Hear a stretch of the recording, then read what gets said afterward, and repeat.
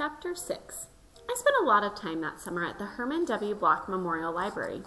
The Herman W. Block Memorial Library sounds like it would be a big fancy place, but it's not. It's just a little old house full of books, and Miss Franny Block is in charge of them all. She is a very small, very old woman with short gray hair, and she was the first friend I made in Naomi. It all started with Winn Dixie not liking it when I went into the library, because he couldn't go inside too. But I showed him how he could stand up on his hind legs and look in the window and see me in there, selecting my books, and he was okay as long as he could see me. But the thing was, the first time Miss Franny Block saw Winn Dixie standing up on his hind legs like that, looking in the window, she didn't think he was a dog. She thought he was a bear. This is what happened. I was picking up my books and kind of humming to myself, and all of a sudden, there was this loud and scary scream. I went running up to the front of the library, and there was Miss Franny Block sitting on the floor behind her desk. "Miss Franny," I said, "are you all right?" "A bear," she said. "A bear?" I asked. "He has come back," she said. "He has?" I asked. "Where is he?"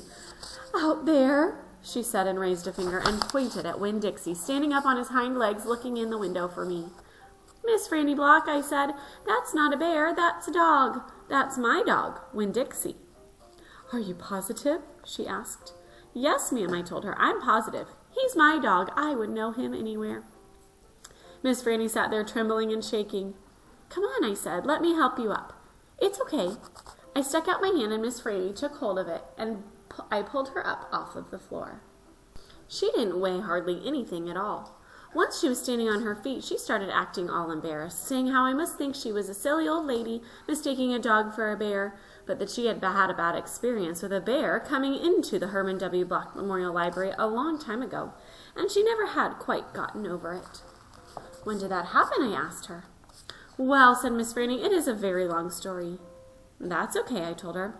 "I am like my mama in that I like to be told stories. But before you start telling it, can Winn Dixie come in and listen too? He gets lonely without me." "Well, I don't know," said Miss Franny. "Dogs are not allowed in the Herman W. Block Memorial Library." "He'll be good," I told her. "He's a dog who goes to church." And before she could say yes or no, I went outside and got Winn Dixie, and he came in and lay down with a humph and a sigh right at Miss Franny's feet. She looked down at him and said, "He most certainly is a large dog." "Yes, ma'am," I told her. "He has a large heart, too." "Well," Miss Franny said.